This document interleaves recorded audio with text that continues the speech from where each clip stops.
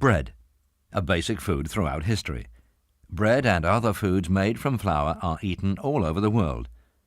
These bakery workers are part of one of the longest human traditions on earth, making good food from flour, yeast, water, and other wholesome ingredients. But flour and some of the other ingredients used to make bread are dusty. Flour is in fact a very fine dust which, if handled in a rough or careless way, can become airborne and inhaled with the air we breathe. When this happens, it can cause health problems for some people working in the baking industry. The simple fact is that there's something about dust that can cause inflammation of the eyes, nose, throat, airways, or lungs, and some individuals are more likely to be affected than others. It's a bit like hay fever.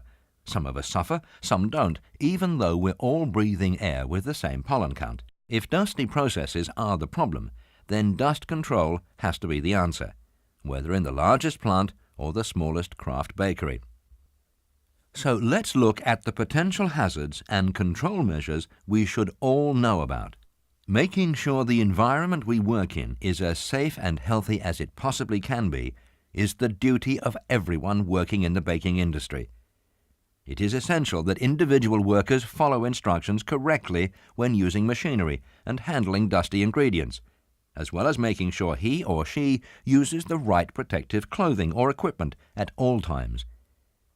In the bakery, some processes can give rise to a lot of airborne dust, and in these areas we need to take special precautions. So what are these dusty jobs, and what are the precautions we should take? Baking often begins with tipping flour and sieving to smooth and aerate it. In plant bakeries, tipping is often done by hand, but sieving is done mechanically, either by inline sieves, which are totally enclosed, or freestanding sieves, and once the flour is tipped, the machine does the rest. The important thing here is sensible tipping. Even when the sieve is enclosed, the feed hopper will be open, so tipping must always be carried out steadily and with care. And when an open sieve is switched on, it's good practice to stand back a little. The shaking will produce some dust, so get out of the way.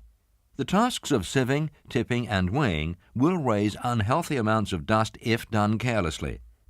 This is quite simply unacceptable practice. The hands are too far from the table, the movements are too fast, and the result is unnecessary dust pollution. This is the difference good practice makes.